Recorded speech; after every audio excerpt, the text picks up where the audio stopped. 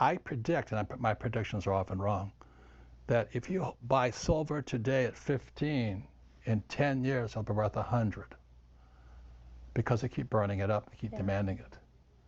So would you rather save the dollar, which is going down, or save silver, which is going up? Yeah.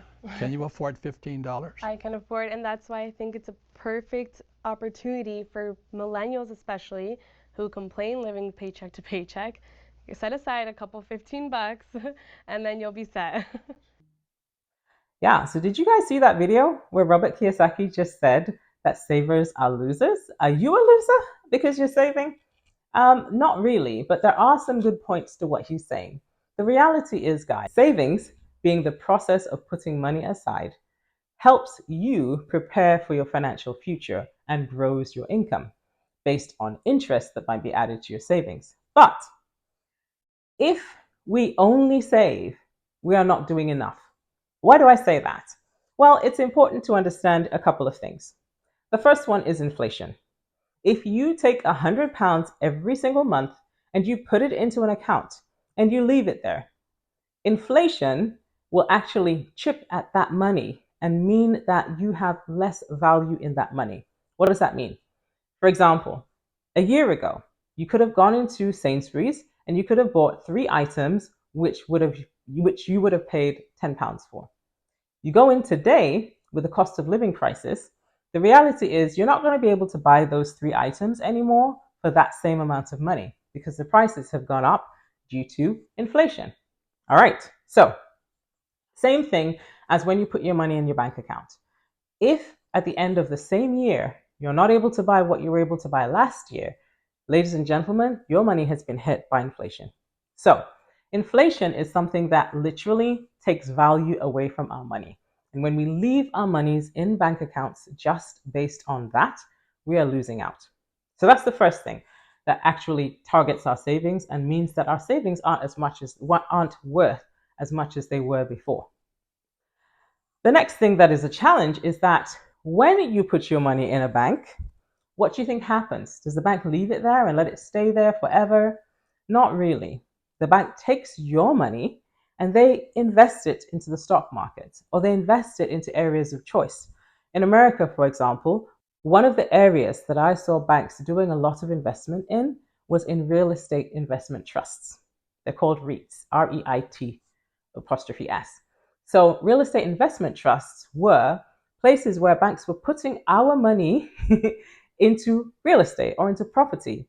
So instead of us investing, they were investing it, but not on our behalf.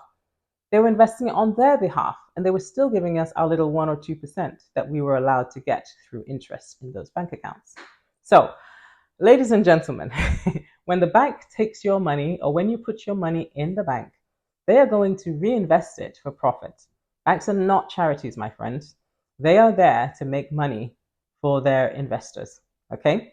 So that's a second area that our savings can get hit. And the third one is fairly low interest rates. So as a person who actually has a mortgage, I'm okay with interest rates being low.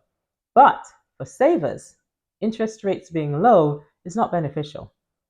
I would say if interest rates are as low as they are, for example, and you have money right now, I would take that money and consider another investment vehicle rather than just leaving it in a bank.